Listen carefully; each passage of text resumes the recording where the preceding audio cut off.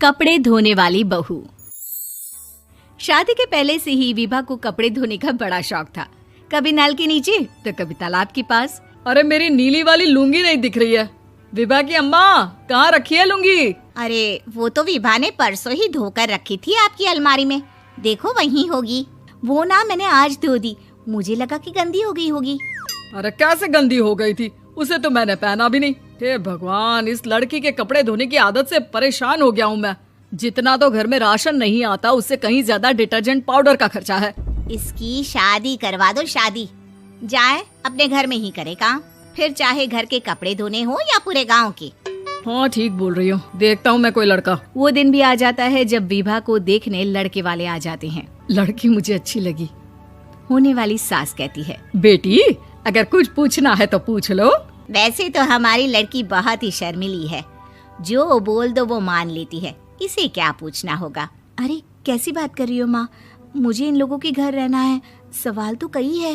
हाँ हाँ बेटा, पूछ लो ना, क्या पूछना है। आप लोगों के घर कपड़े कौन धोता है? सास का मुंह बन जाता है।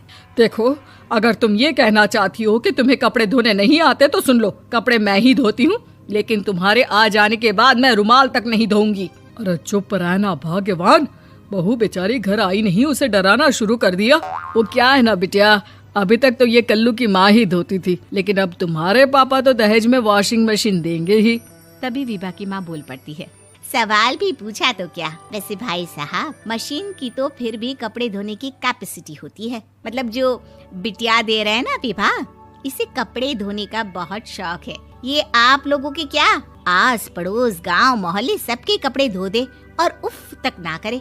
बाहर देखा नहीं आपने कितने कपड़े सूख रहे हैं? सब हमारी बिटिया ने ही तो धोए हैं। बस भी करो ना माँ, शर्म आ रही इतनी तारीफ सुनकर। और तो और एक दाग निकाल कर दिखाओ तो मान जाओ। हाँ अच्छा, माफ करना बेटा, मैंने गलत समझा। हमें तो रिश्ता बहुत पसंद है। और ऐसे जुड़ जाता है रिश्ता कपड़े धोने का शौक रखने वाली विभा का। उसकी शादी हो जाती है कोयला फैक्ट्री में काम करने वाले कल्लू के साथ। शादी के बाद अचानक विभा चिल्लाती हुई सास के पास आती है। सासू माँ, अरे सासू माँ कहाँ है आप? ये तो धोखा है, धोखा दिया आप लोगों ने मुझे। इसे ससुर के चक्कर के बारे में पता चल गया। अरे तो उसमें तुझे क्यों धोखा मिला है? अरे नल में पानी नहीं आता, कपड़े कैसे कब धुलेंगे? अच्छा, तू पानी नहीं आ रहा उसकी बात कर रही है। तो आपने क्या सोचा? कुछ नहीं। अच्छा, तेरी माँ ने कहा था कि कपड़े धोने का शौक है तुझे, याद आया मुझे। शौक बोलकर कपड़े धोने वाले मेरे जुनून को कम ना आके सासू माँ, कपड़ा धोना मेरा गुरूर है। तभी पति भी वहाँ आ जाता है। अभी मैंने इसे सनी देओल की फिल्म दिखाई है, उसी के डायलॉग मार रही है माँ। अच्छा सुन, साफ साफ बता रही हूँ, पानी सुबह 4 से 6 और शाम को 10 से 12 आता है, समझी? विभा टाइमिंग सुनकर हैरान हो जाती है। ये क्या भूतों का मोहल्ला है?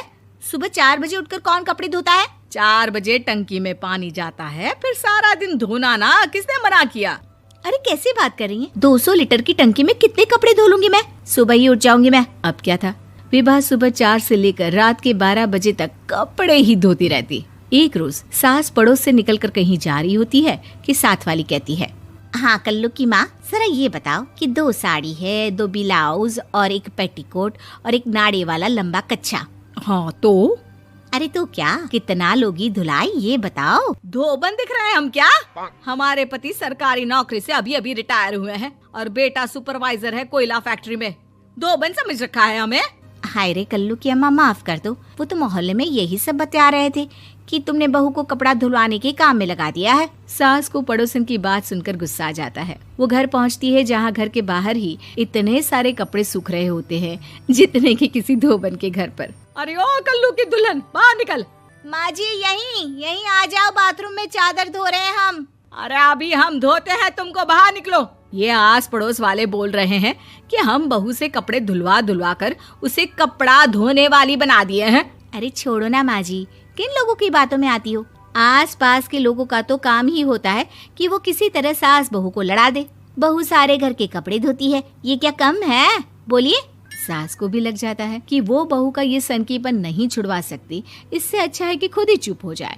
एक रोज सास और बहू मंदिर जाते हैं, जहाँ सास की साड़ी वहाँ खड़ी भीख मांगने वाली से मिलती है। माँ जी क्या बात है, आपकी साड़ी उस भिखारन से कितनी मिल रही है ना? हाँ हाँ देखो तो, दोनों की साड़ी मिल रही है। क्या बात है कल्लू की अम्मा, तुम खुद को तो अफसर की बीवी बताती हो और ऐसी सिंपल सी प्लेन साड़ी पहनकर घूमती हो। सिंपल और प्लेन नहीं है ये साड़ी। तो क्या सोने के धागे से फूल बने हैं?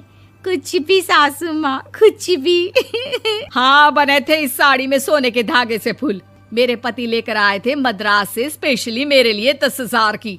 ताहे भाई साहब इस भिखारन के लिए भी सेम टू सेम साड़ी लेकर आए होंगे 10,000 की।